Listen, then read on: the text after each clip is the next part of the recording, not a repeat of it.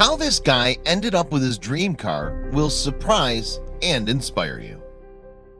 For most people, their car is much more than just a way to get around. People tend to become attached to their vehicle of choice, especially if they've put their hard-earned money into repairs and upgrades for it. Unfortunately, not everyone can afford their dream car, but that doesn't always stand in the way of finding it. For Kyle Cropsey of Lindenhurst, New York, cruising along the beach in a van big enough for everybody to come along sounded like the ideal ride. The only thing holding him back from getting it, he'd never actually seen the particular one that he wanted out on the road before, or anywhere for that matter.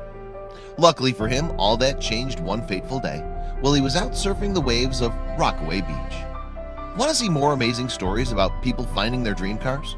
Take a moment to subscribe, then go ahead and leave us a like too.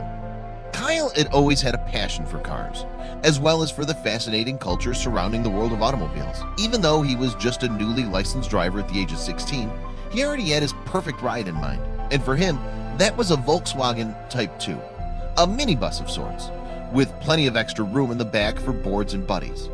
The only problem was that VW had stopped manufacturing them years ago. Then, one day, it happened.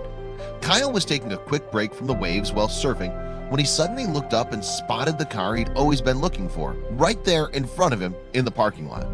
Thinking fast, Kyle grabbed a piece of paper and quickly wrote down a note expressing his interest in purchasing the vehicle from the owner.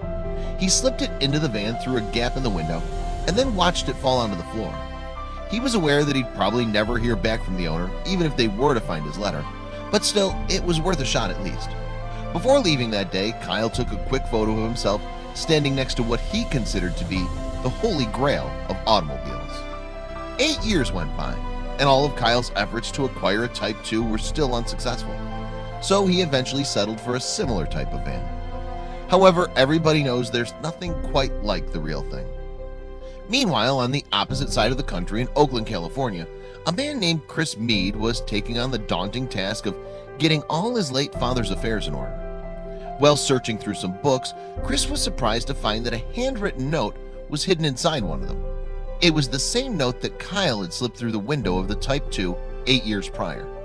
Chris immediately came to the conclusion that his father must have found the note, tucked it away inside the book, and then simply forgotten about it. He also realized that he now had a tough decision to make. The Type 2 was his father's most prized possession, with him even going so far as to name it Matilda.